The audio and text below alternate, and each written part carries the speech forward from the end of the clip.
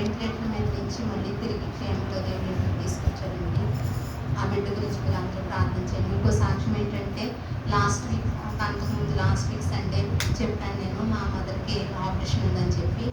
అందరూ సంఘం అంతా ప్రార్థన చేశారండి. అందుకు మీ అందరికీ వందనాలు.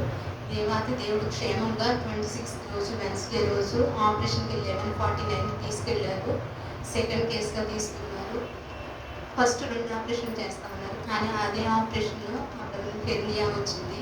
అంతక్రితం షంట్ వేశారు, అది మొత్తం అతుక్కుపోయిందని చెప్పి 11:49 తీసుకునే వాళ్ళు 3:40 వరకు తీసుకురాలేదు.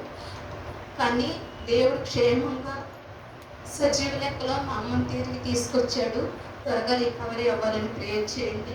మా కుటుంబం గురించి ప్రేయర్ చేయండి. మా చెల్లి విషయం కూడా వాళ్ళు హిందువులు, వాళ్ళ హస్బెండ్ వాళ్ళు కూడా మారాలని, వాళ్ళందరూ దేవుల్లో రక్షణ పొందాలని మీరందరూ అందరి ప్రార్థనలో జ్ఞాపకం చేసుకోండి. ఇచ్చిన సాక్ష్యం దేవుడు దీవించండి.